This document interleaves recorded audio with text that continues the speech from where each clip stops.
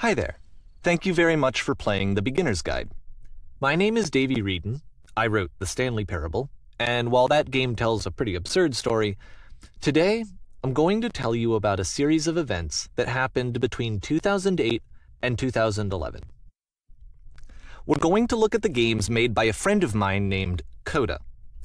Now, these games mean a lot to me. I met Coda in early 2009 at a time when I was really struggling with some personal stuff, and his work pointed me in a very powerful direction. I found it to be a good reference point for the kinds of creative works that I wanted to make.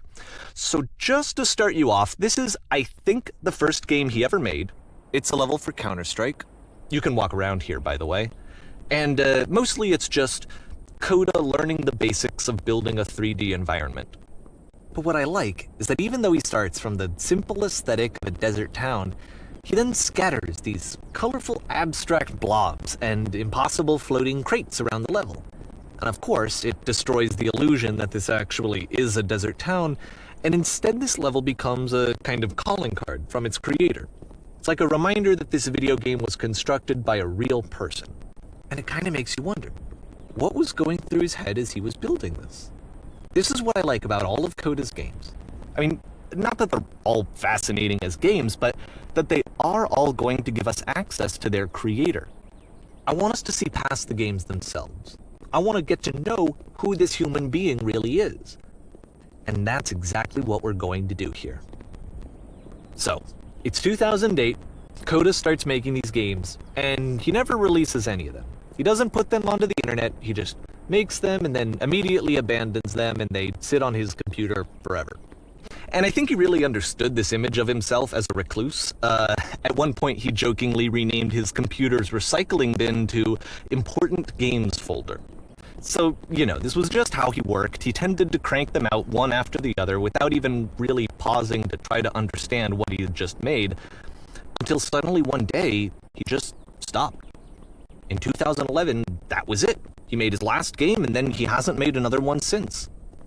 And that's why I've taken this opportunity to gather all of his work together, is because I find his games powerful and interesting, and I'd like this collection to reach him, to maybe encourage him to start creating again.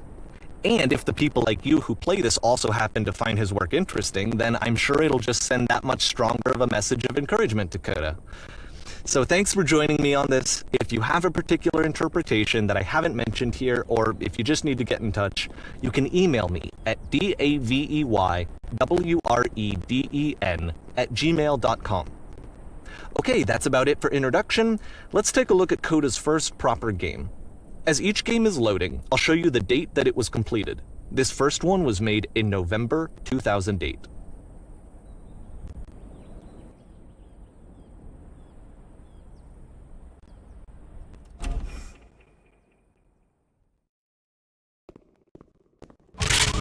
Warning. Whisper machine active. Shift to structure community. This game is called Escape from Whisper, and it's one of the more generic games you'll see from Coda.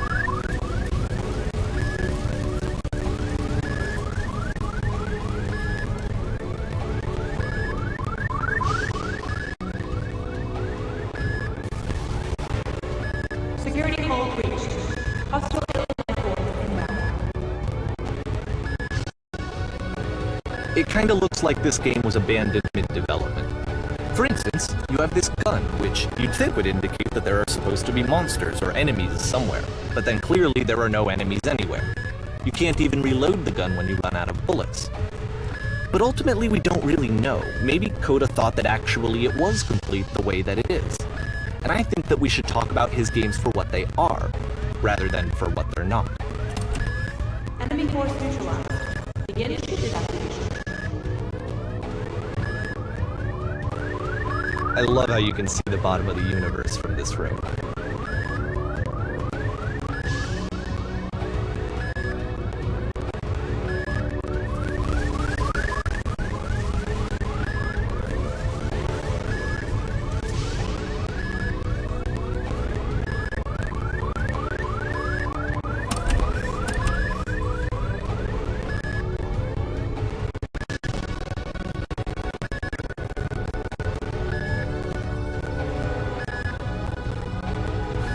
apparently this space station has a labyrinth on it.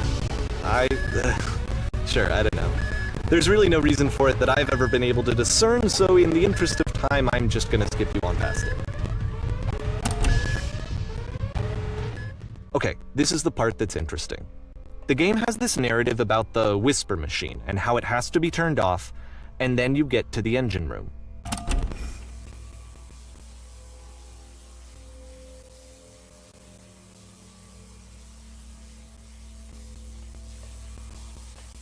Hey, you there, in the engine room. You could save us all. That beam is powering the whisper machine. We could disrupt it by introducing a great enough heat signature. If your body could stop the beam. It's so much to ask, but for all of our lives, would you do it? Could you give yourself?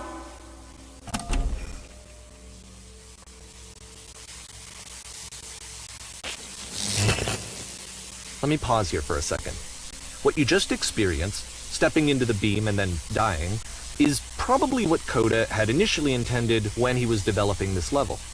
But when he first compiles and plays it, something goes wrong. There's a bug somewhere. And this is what happens instead.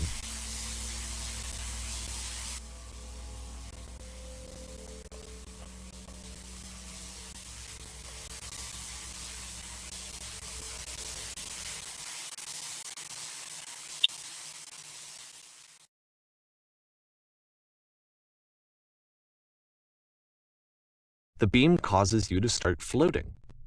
And this is an important moment for him.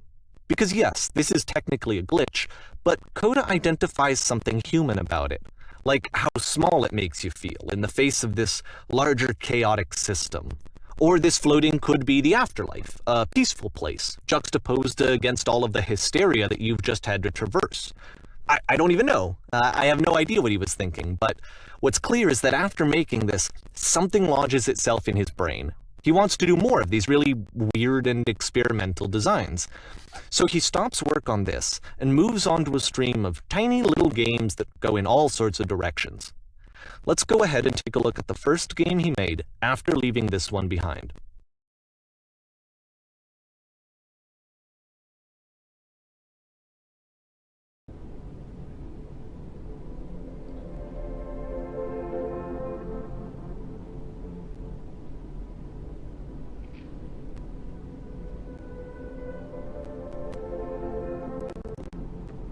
Yep, in this game you can only walk backwards.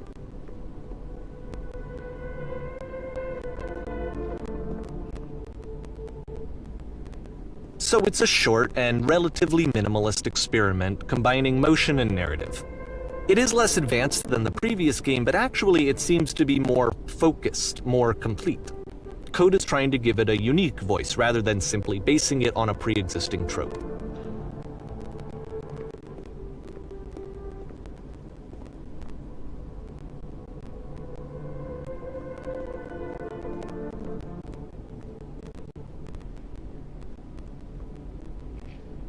It's a short little thought, it says what it wants to say, and then it ends. Didn't need anything more than that. Which to me is why it works, because it gets out quick. Okay, next one.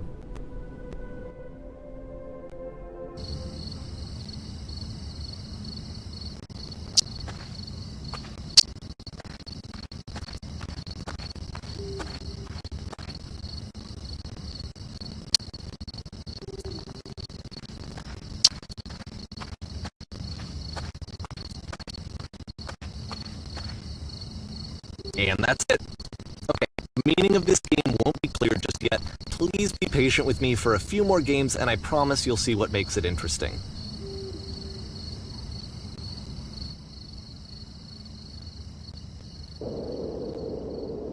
Oftentimes, Coda would put bizarre titles like this one at the start of his games. I wish I'd known him at the time that he was making these early games. He would really only talk to me about his work as he was making it. Once he stopped work on a game, that was it. It was dead to him. And I don't agree with that at all, but what are you gonna do?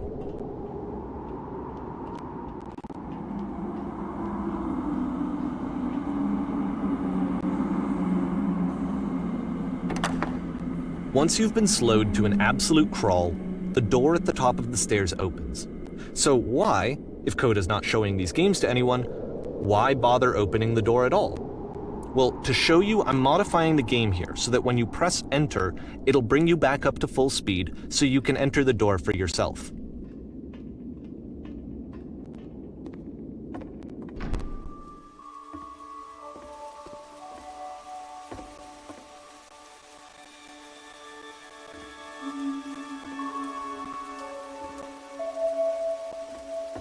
A room that's warm and nice and filled with little ideas for games.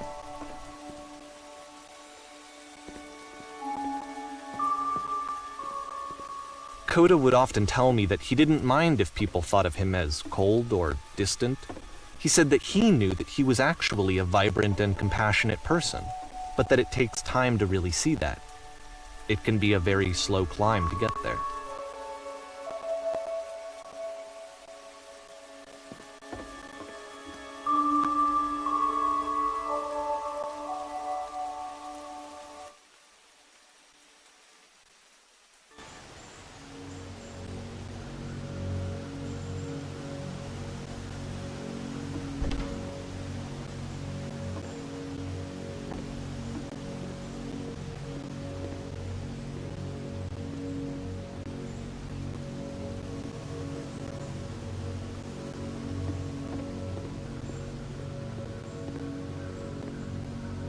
Well, this is new for Coda.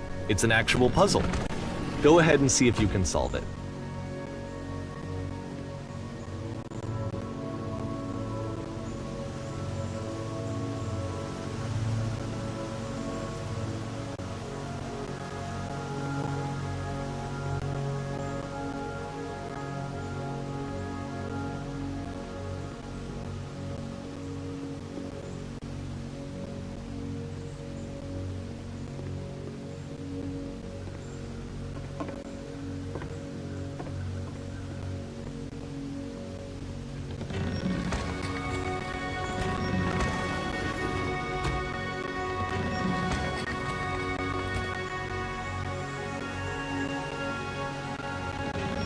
Don't forget that solution, because we're going to see this puzzle again soon.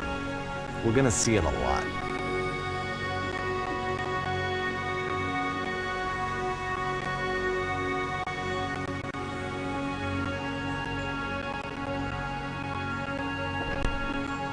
So that seems to be it, right? You walk down a corridor, you solve a puzzle, you get to the end. Simple enough. Alright, now I'm going to modify the game again so that when you press enter, it'll remove all of the walls from this room.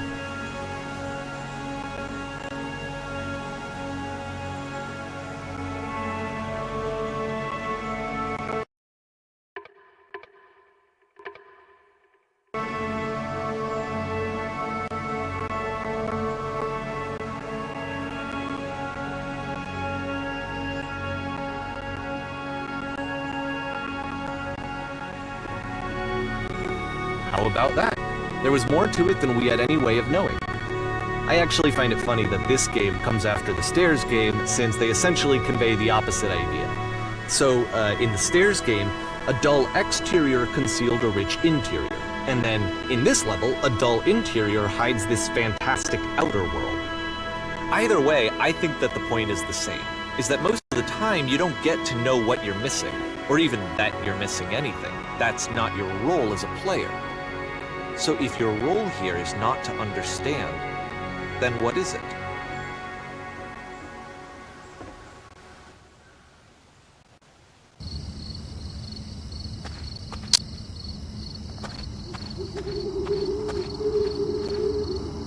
Aha! So, this, combined with the entering game from earlier, tells us that Coda believes his games are connected somehow.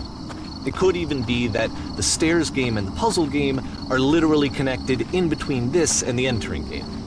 There's a bigger picture that all of his games are meant to play a role in, some larger meaning that we won't be able to grasp until we've seen all of them. And once we have, we can step back and start to understand what exactly that bigger picture is.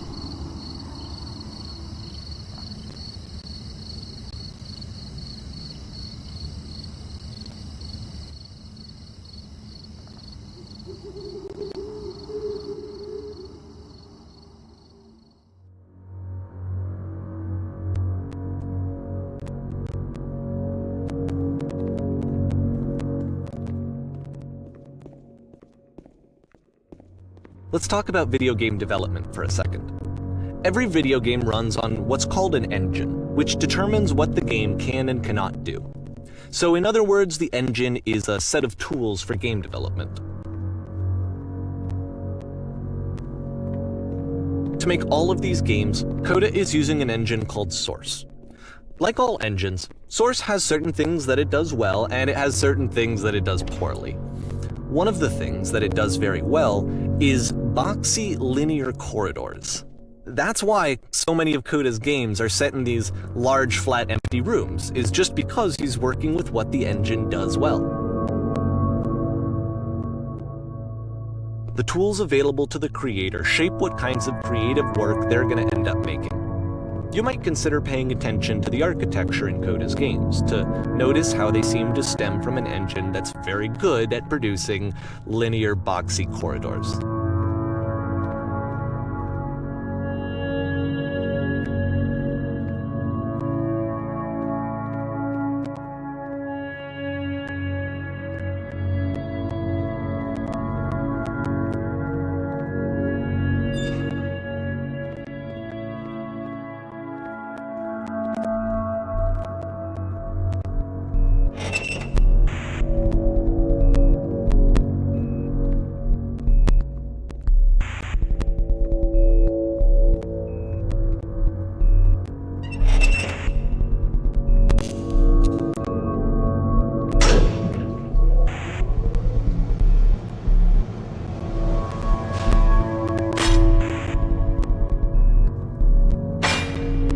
This prison, funny enough, in Coda's original design, the doors stayed shut for a full hour before letting you go.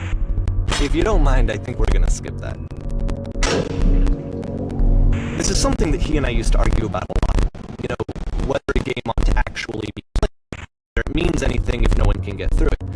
And I would always defend that, you know, all this work goes into the game, why not make it playable and accessible?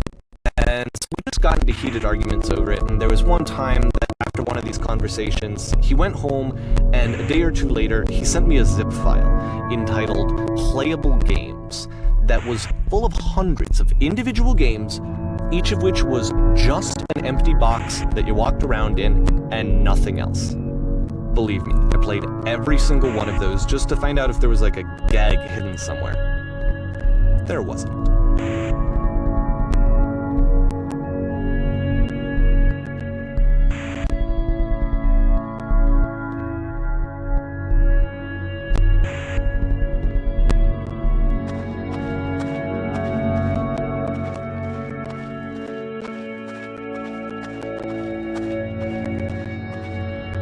It's the puzzle again, with the exact same solution as the last time.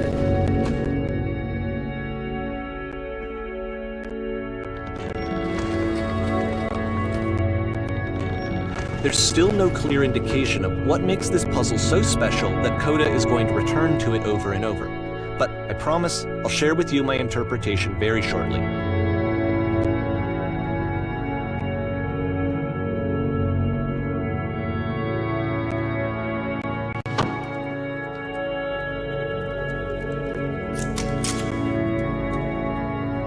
Here, Coda begins using a kind of dialogue system that he fashioned out of the engine's chat capabilities. Use the 1, 2, 3 buttons on your keyboard to respond.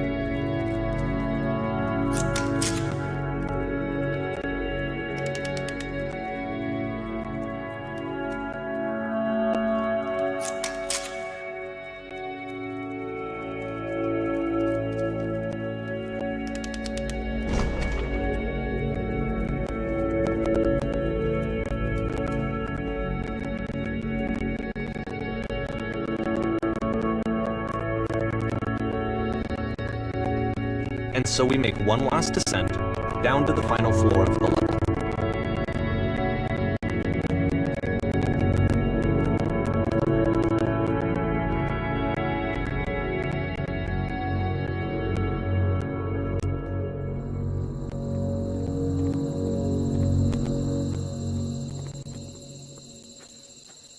It's a lamppost. Okay, I can't tell you quite why, but for some reason Coda fixates on this lamppost. It's going to appear at the end of every single one of his games from here on out. I'll tell you what I think. I think that up to this point, he's been making really strange and abstract games with no clear purpose, and maybe you can only float around in that headspace for so long. Because now he wants something to hold on to. He wants a reference point. He wants the work to be leading to something. He wants a destination, which is what this lamppost is. It's a destination. We're going to see it in the work as well. His games are just going to become a lot more cohesive, a lot more fully developed, with more of a clear idea behind them. And as we go, that idea will get clearer and clearer and clearer.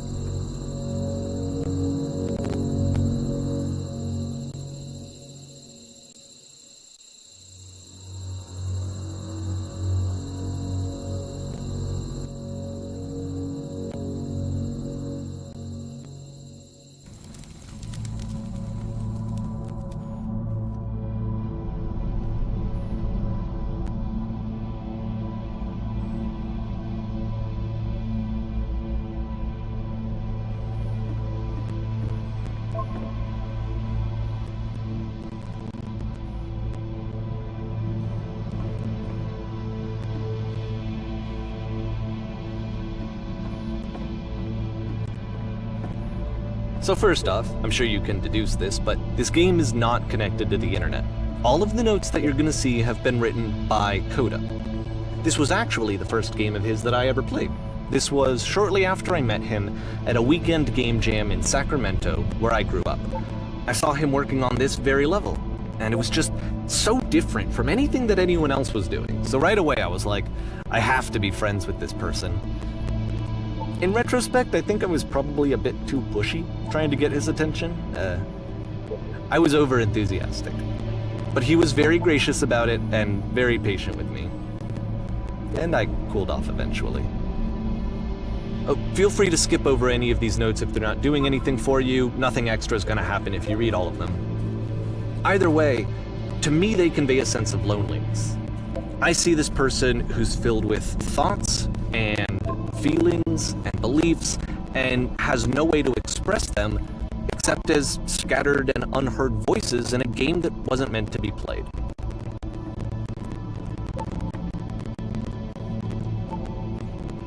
But it's ironic, isn't it, that in playing this game and seeing how alone Coda often felt, that we get to know him better and actually kind of connect with him. And I have to be honest with you, this idea is really seductive to me. That I could just play someone's game and see the voices in their head and get to know them better and have to do less of the messy in-person socializing. I could just get to know you through your work. I think this is why I always liked Coda's games so much, is because it felt like they let me have that connection. I felt as though he was inviting me personally into his world. And then I feel less lonely too.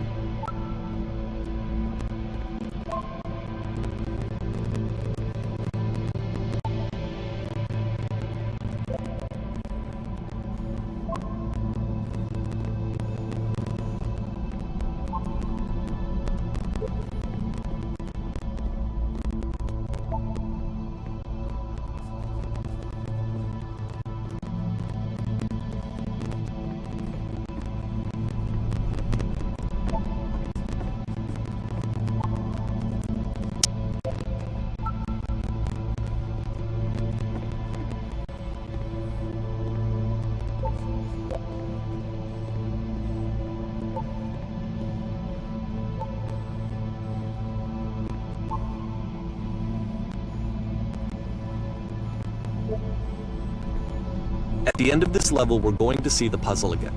And here, I'll tell you what I think the puzzle means.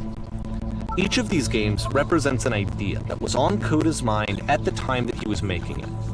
And the puzzle is a way of closing the door on a previous chapter of his life before moving on to the next one.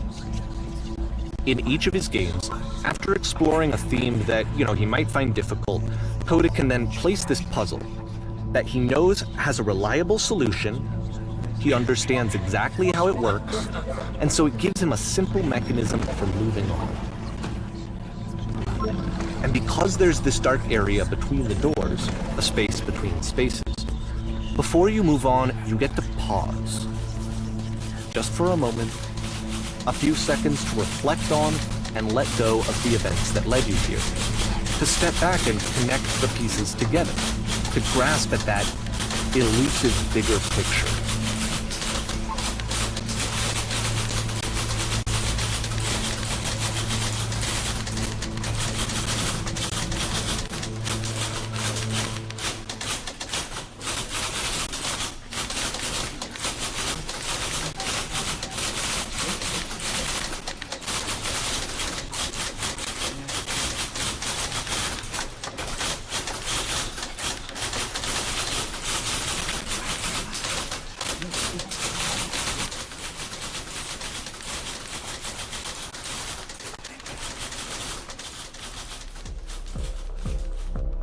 Okay, this one is tough. It's gonna kind of just spin its own wheels for a few minutes. Hang with it.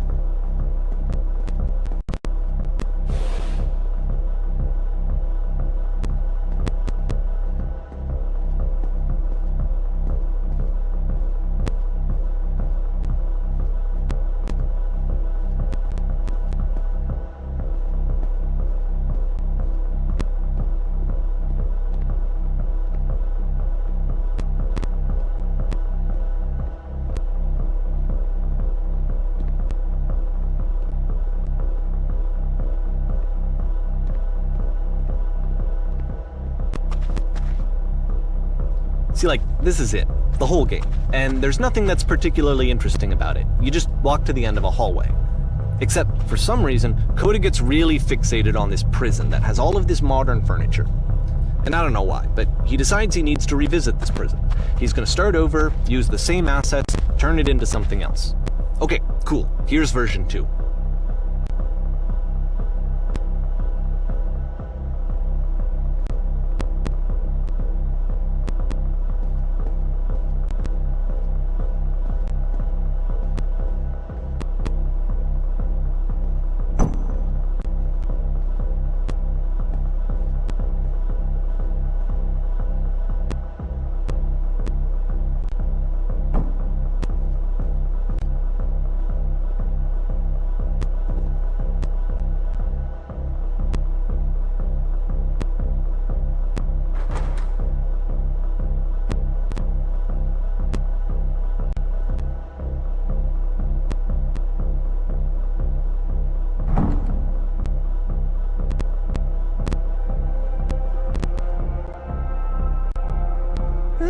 There's a bit more to this one, but still it's not really communicating anything. It's kind of just weird for weirdness' sake.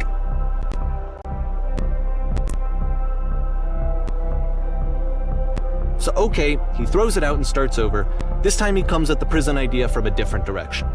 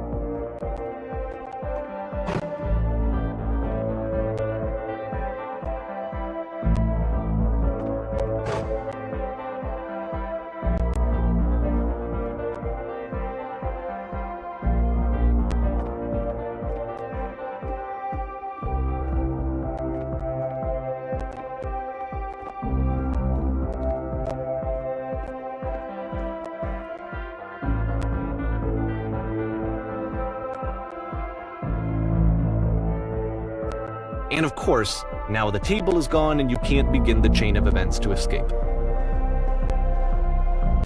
Here's a version where there are no bars, but you can't actually get to the well. And then a version where the inside of the prison is the outside and the outside is the inside. Let me just blink you real quick through a few more of these. I mean, he really unloaded on this prison idea. There's nearly a dozen of them. Personally, I think it's awful to watch this, to see a person basically unraveling through their work. And for what? Like, at what point do you just go, maybe there are game ideas other than this prison that I could be working on? But Coda doesn't have that voice telling you to stop, that particular mechanism of defense against yourself. Without it, you just spiral. And so he keeps going and going and going and going and going, and then he hits on something. And he likes it. And that's it. He's done. He stops making prisons. This is the very last version of the prison game that he created. And the reason I think it works is that the prison is not actually in it.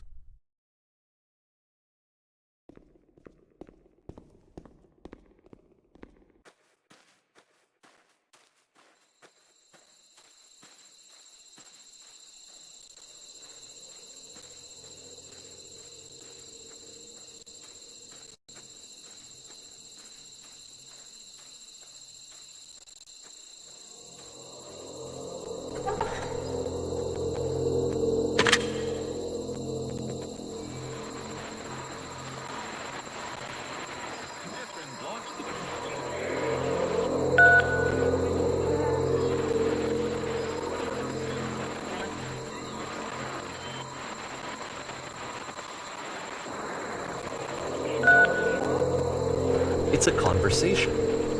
And so this is what Coda wants, is to be able to talk to someone, to share what's on his mind, and to get some good advice from someone who knows. But the irony is that even in this scenario, you're still talking to yourself. You know, all of these games so far are Coda talking to himself.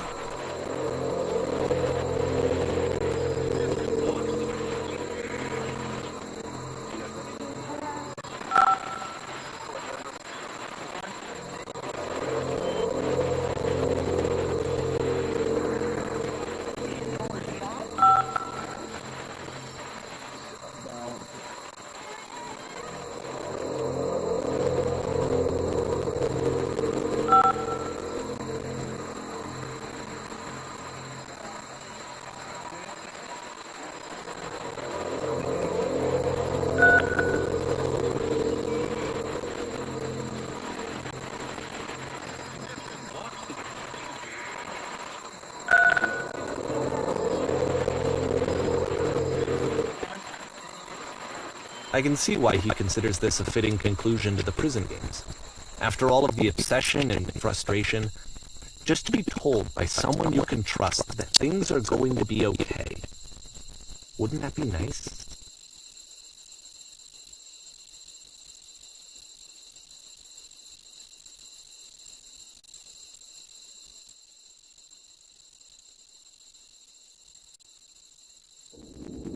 So what would it look like if Coda wanted to make a game about talking to someone other than himself?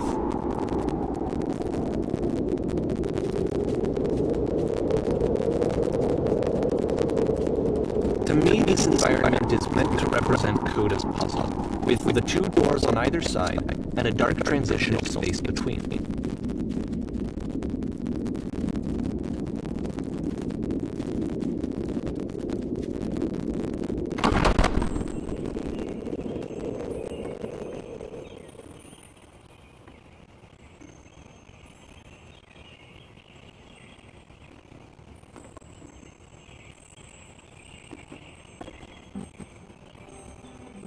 You'll notice that the quality of the art is a step up from previous games, including this new and improved chat system, which he started using from this point on. From here on out, he begins putting much more effort into the visual polish of his work, and this particular game took 2 months to create as a result.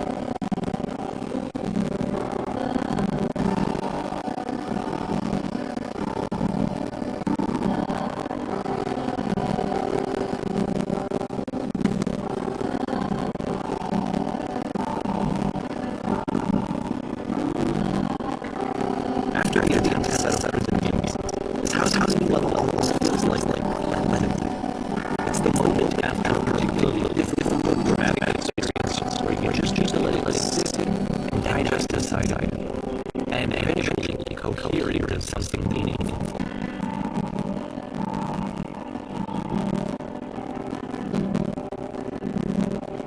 I know you could really like this game.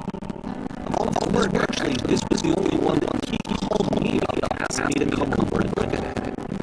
Was there a period of just like roasting crap all the time? Just walk around with a constant smile on his face.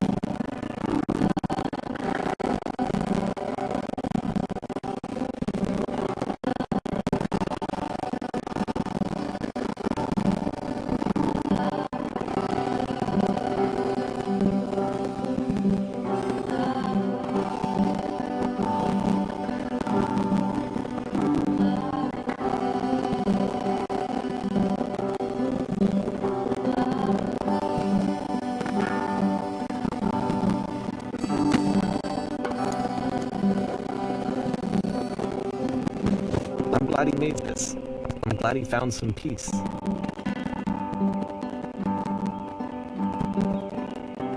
But, of course, it can't last. The music stops, your companion is gone, it's time to leave. The door at the top of the hill is now open as well. Again, you can't stay in the dark space for too long. You just can't. You have to keep moving. It's how you stay alive.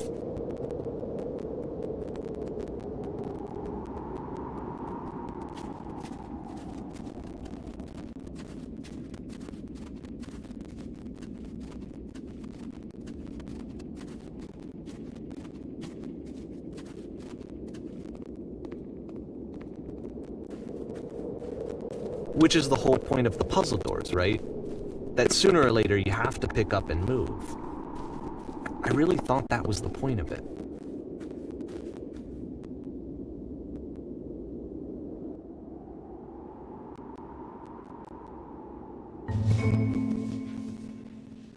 This one gets a bit goofy.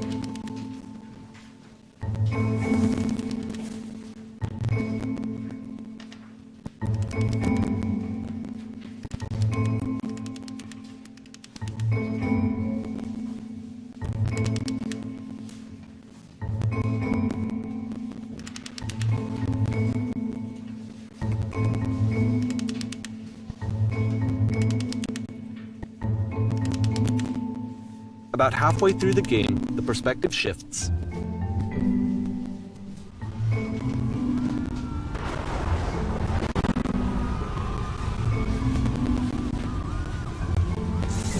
And you play a teacher. And suddenly, you discover that your teacher is just as bigoted and afraid as you are. Oh, and also you can move around the classroom now.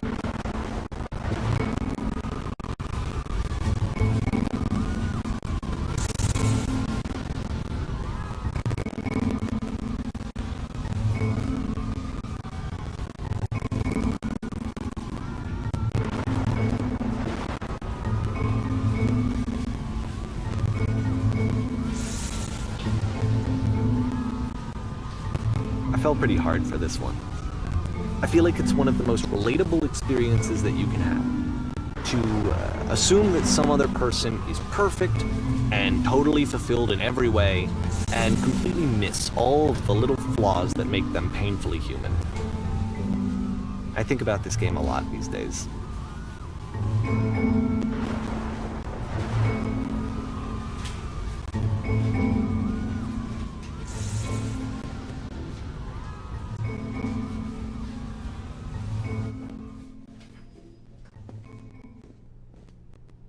This one took a lot longer than all the others for Coda to make. It was 4 months between this and the last one. That's twice as long as it took him to make any other game before this, and it's not like it's particularly complex, so I remember I found that a little strange at the time.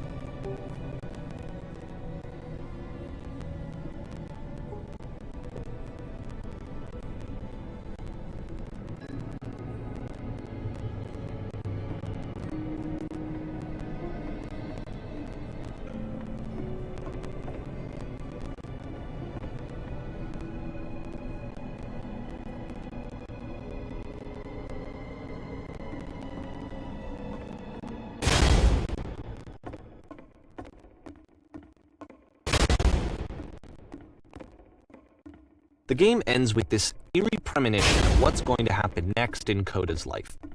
The solution to social anxiety, to fears of having to perform and having to chase success, the answer for Coda is to withdraw, to hide himself away.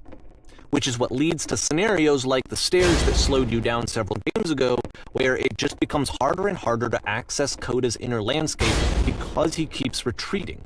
He just keeps backing away from possible connections to anyone other than himself. And to be honest, I didn't consider it very healthy when I first played this game. You know, it looked to me like he was trying to justify the idea of just disconnecting yourself from the world. And that wasn't what I wanted for him or for his games. Because I feel like a lot of his games are inviting me to connect with this person, to bring him closer. But what can you do? After this, Coda went off and took another 5 months to make a new game.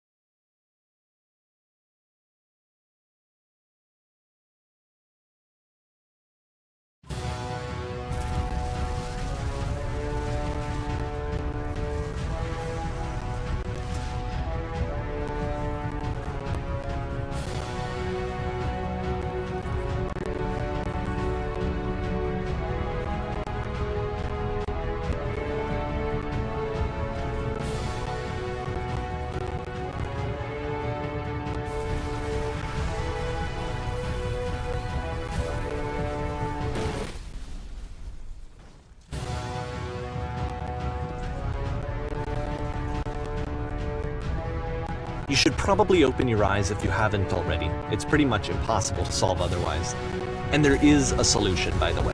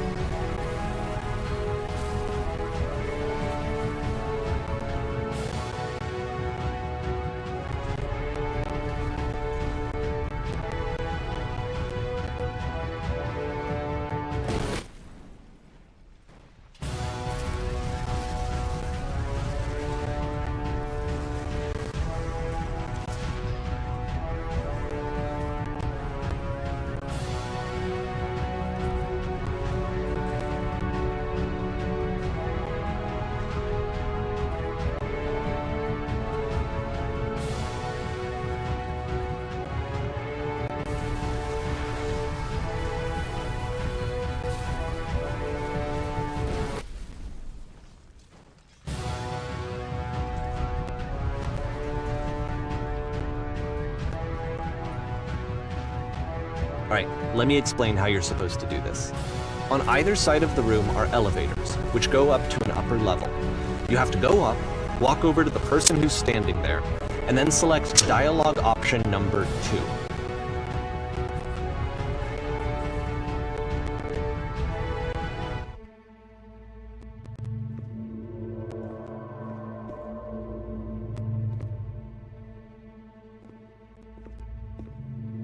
Like I said, I was getting concerned. First off, he's never been this explicit in his work about exactly what he's thinking. So where's that coming from? But then even weirder, his work has potentially stopped being an outlet for him. Not like he's having trouble iterating on ideas, but he literally just can't think of new ideas anymore. And in person, he was being a lot more distant than usual. Like, you know how sometimes a person will just deflect anything that you say in order to keep themselves disconnected all the time? It was that kind of thing. Here was the point in my relationship with Coda where I really started to wonder if he needed my help in some way.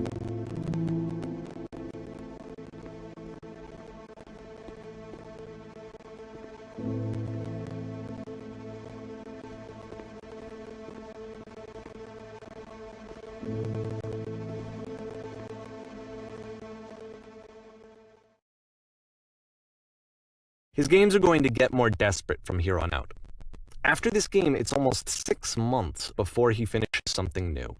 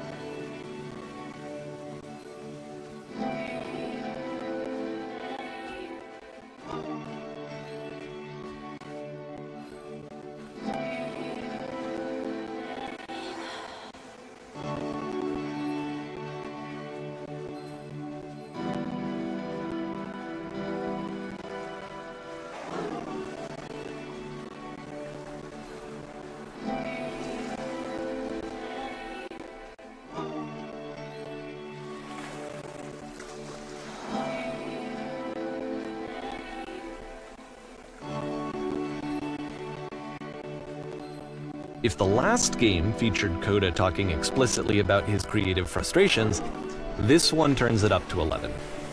Now, put yourself in my shoes playing this. Here's a friend whose work is exhibiting signs of struggle, frustration, anxiety, depression, even. And yet, still, he keeps making games. He keeps throwing himself into the grinder even when he clearly doesn't have the energy for it anymore. Why? What is it for?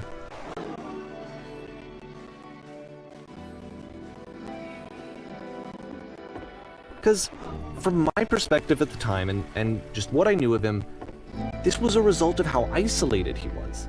He was in his own little bubble, just sitting at his computer all day, not really showing these games to anyone, not releasing them onto the internet, and so he didn't have anyone outside of himself to connect with. He had no outlet to ground himself on.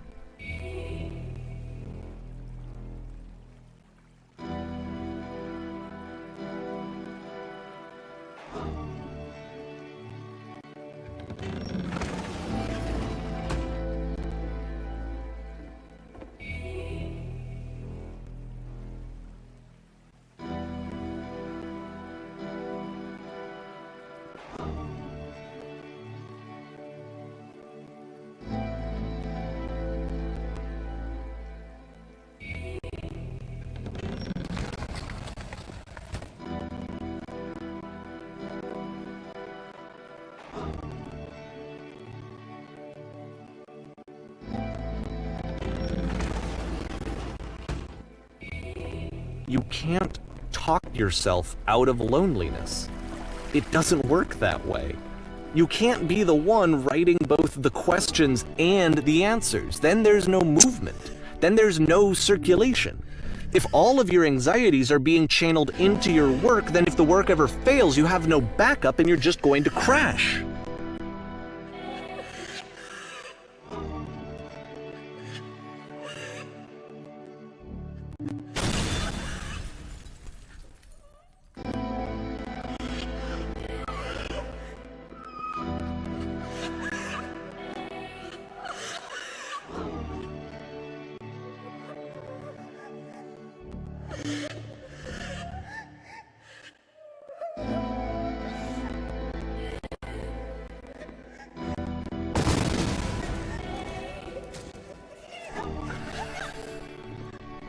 Seeing this game at the time that he made it, it looked really unhealthy to me. I was watching him do this to himself, and I hated it. I hated seeing him so tired.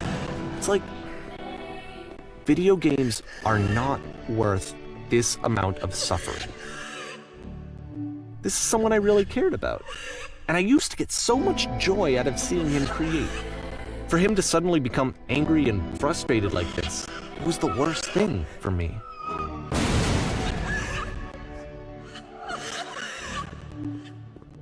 I don't know. This is what I felt at the time. I don't know how else to explain it. I wanted it to stop more than anything. I had never felt so rotten. I needed more than I had ever needed anything for this to stop.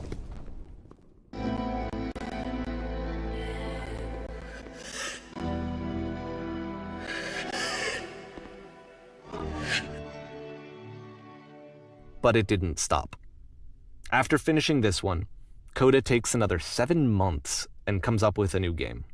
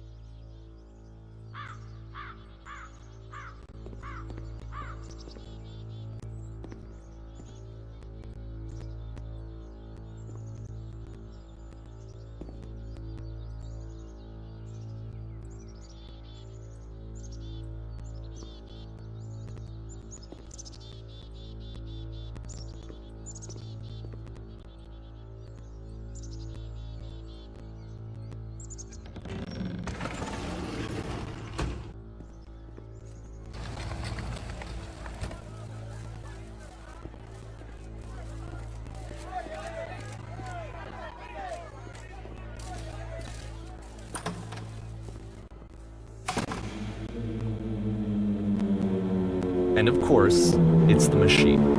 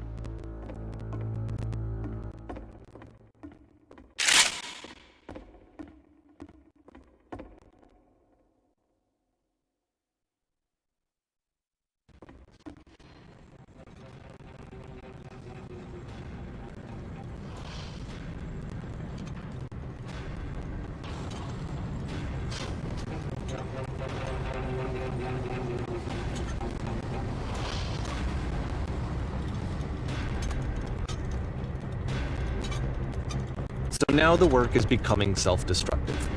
And I'll tell you, at the time that I first played this game, shortly after he made it, here's what I'm thinking to myself.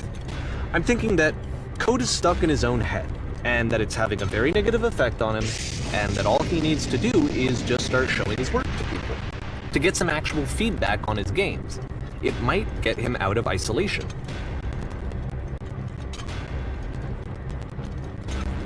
And so, as I'm thinking this, I realize that I could be the one to initiate it. Because it would never occur to Coda to start actively soliciting feedback, so what if I did it for him? If he could see the difference it would make to have more actual conversations with other human beings, would that bring him out of his mental spiral? Would it give him confidence in himself? Would it bring meaning back into his work?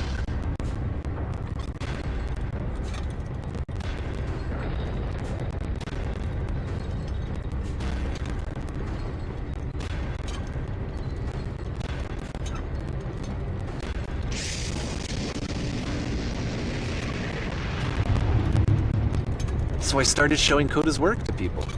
I took this one, and the islands which you just played, the theater, the notes, the house cleaning game, and some of the prison escape games. I brought them to people that I knew and trusted. I asked their opinions. And the great part is that they really loved his games. You know, the point of it all was just to give them some external reference point, but they genuinely loved his work. There was nothing for him to be afraid of.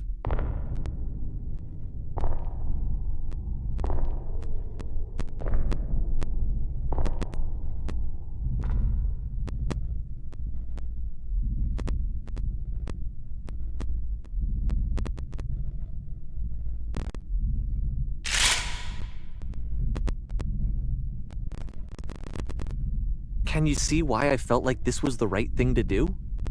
Because it's the thing that I always feel like I need, to be told that my work is good, that I am good. When someone really connects with a thing that I've made, when they see themselves purely in my work, there's nothing that feels better. And I got to give that very same feeling to my friend. I did something, I really felt like I'd done something good, like Like, I was a good person. I felt like there was a friend who was in trouble and was unhappy and maybe didn't like themselves, and I could fix it. If I could give him this gift, maybe I could fix the problem. When they told me how much they enjoyed his games, it was the best feeling. It was the absolute best feeling. It made me feel so happy. So beautifully, beautifully happy.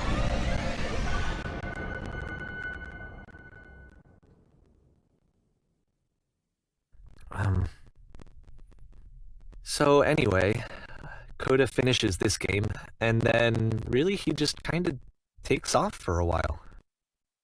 So this is June of 2011, and I didn't hear anything from him for several weeks, I guess. And so out of nowhere, one day I get an email, and it's got a private link to a new game of Coda's. This one is called The Tower, and to my knowledge, it's the last game that Coda ever made. So let's take a look.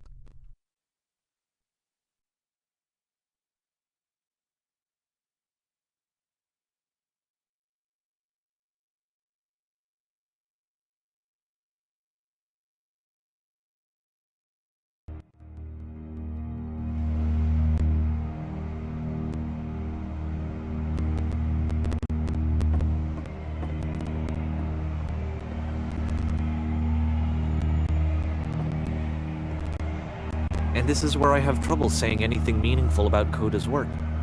Because more than anything else, The Tower just feels distant. It feels like it's trying to distance itself from the world. It's a very cold game.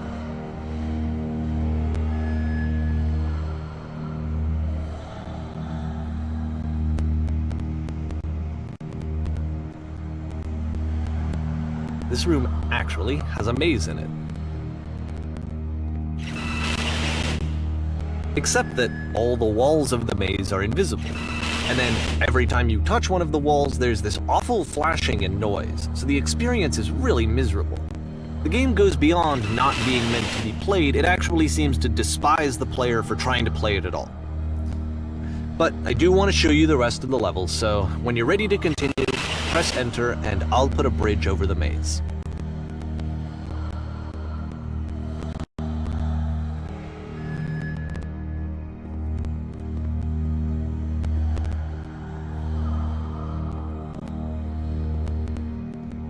And to be fair, it's not like this is the first game that's needed some modification to be playable. Like the house cleaning game. You know, that one used to actually loop the cleaning chores and you just cleaned a house forever. I had to cut it off so that you could exit the house and the game would actually end. But that game had an idea that it was actually trying to communicate. What's the deeper idea behind the invisible maze?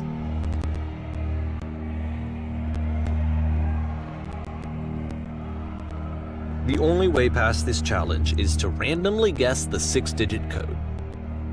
Like the invisible maze, it's frustrating to me, because it's the opposite of everything else that Coda has made. It doesn't encourage thought or engagement. It doesn't ask anything of me, except a lot of my time. If I could have reached him during this time, then maybe I could have asked him, but I couldn't. I still don't really understand why this is here. I'll put the code on the ground for you here, though, so that we can move on.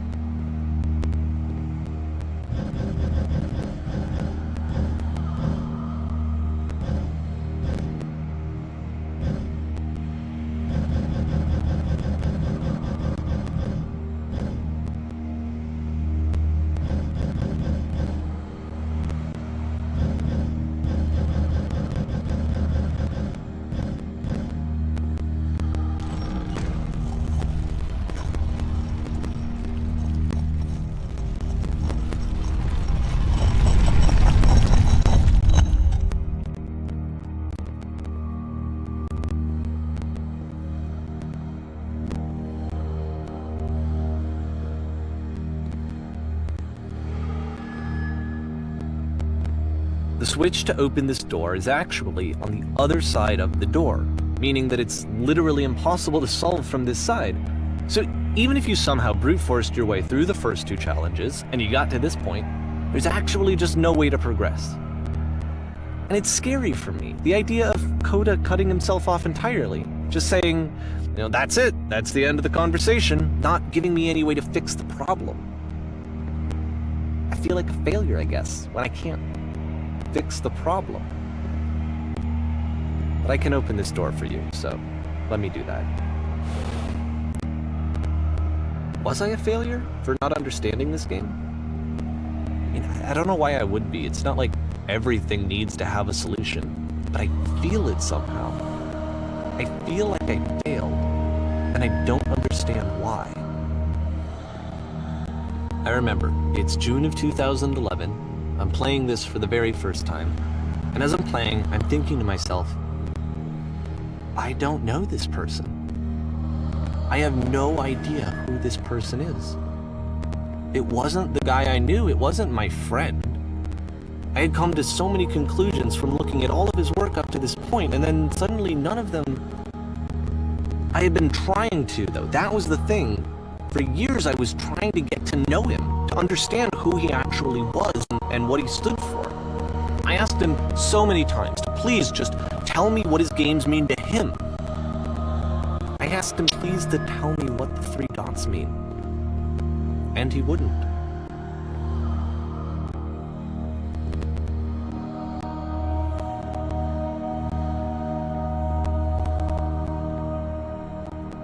I just felt so strongly that if I could have connected with him, that if I could have somehow made his work my own, that I would finally be once and for all happy.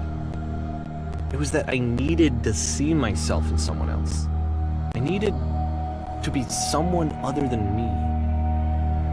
But he stopped and left, and it felt somehow like I had failed.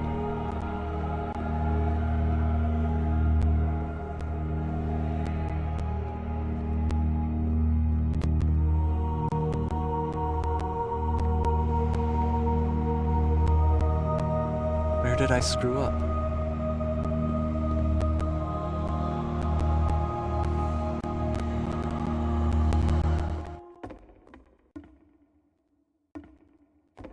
I'm the reason that you stopped making games, aren't I? It's because of what I did.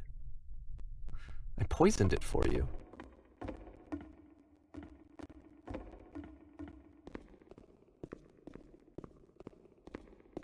I don't think I ever told you this, but when I took your work and I was showing it to people, it actually felt...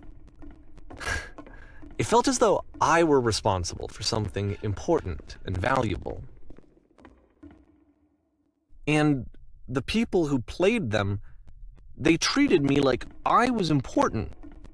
They really listened and cared about what I had to say. Even though I was showing your work, I felt good about myself. Finally. For a moment, while I had that, I liked myself.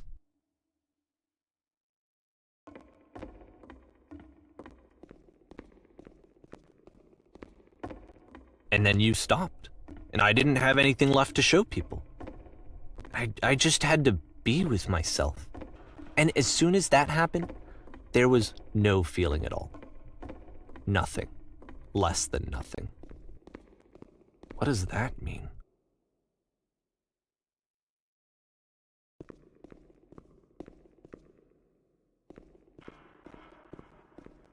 I'm afraid that I did something really stupid because I don't like myself.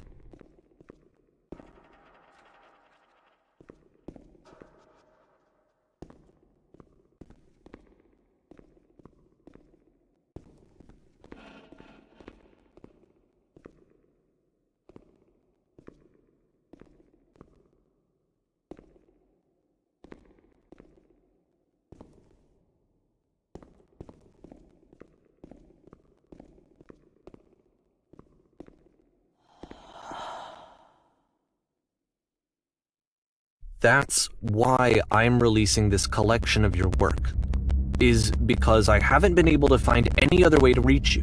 I've tried everything. And so part of me has hope that if I put this compilation out into the world, and if I put my name on it, that maybe enough people will play it so that it'll find its way to you, so that I can tell you that I'm sorry. I know I screwed up. If I apologize to you truly and deeply, will you start making games again? Please, I need to feel okay with myself again. And I always felt okay as long as I had your work to see myself in. I mean, is something wrong with me? Because I know that I did an awful thing, and I'm doing it again right now. Like, I'm showing people your work, but I can't stop myself from doing it. That's how badly I need to feel something again, like I'm an addict. There has to be something wrong with me. Can I apologize? What if I tell you I was wrong? Will that work? Will that fix it? I don't know. I don't think it will, but there's nothing else that I can do. Just tell me what you want. I'm sorry. I'm sorry. Please, start making games again. Please help me. Please give me some of whatever it is that makes you complete. I want whatever that wholeness is that you just summoned out of nothing and you put into your work. You were complete in some way that I never was. And I want to know how to be a good person. I want to know how not to hate myself. Please. I'm fading, and all I want is to know that I'm going to be okay.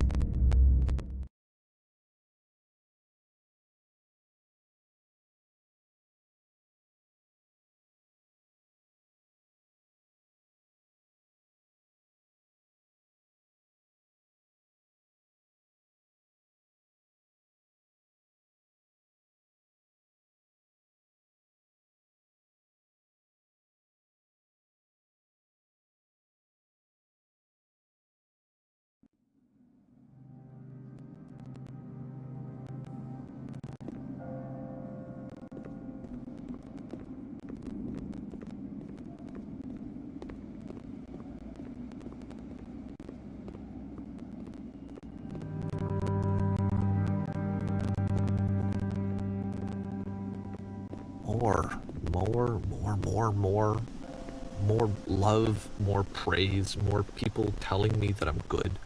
Always more. It's like a disease.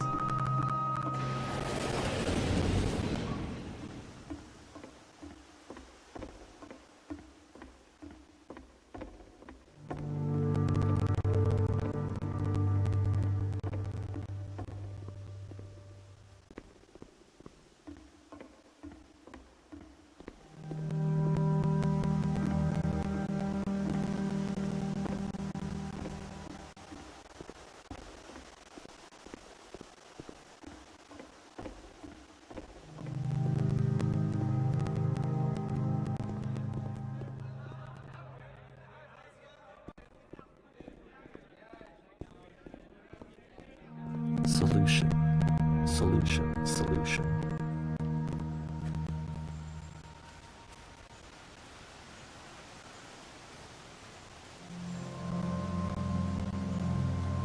I guess if someone had told me ahead of time that he just really enjoyed making prison games, maybe I wouldn't have thought he was so desperate. I wouldn't have told so many people that he was depressed. Maybe he just likes making prisons.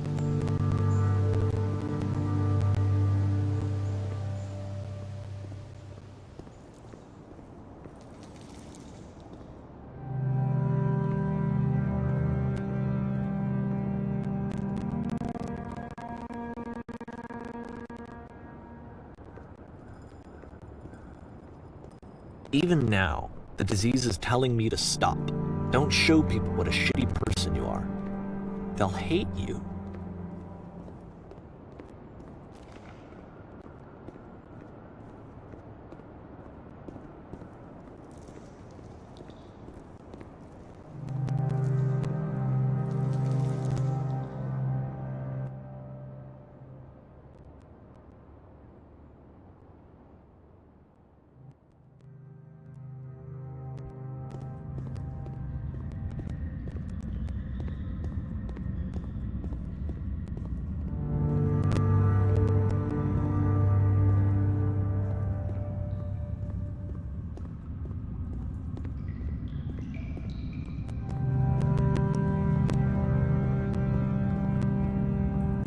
If I knew that my life depended on finding something to be driven by other than validation, what would that even be? It's strange, but the thought of not being driven by external validation is unthinkable. Like, I actually cannot conceive of what that would be like.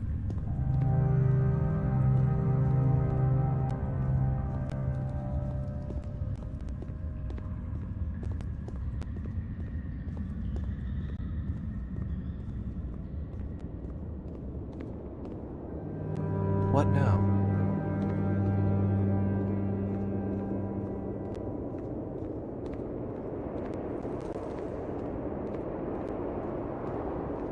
I think I need to go.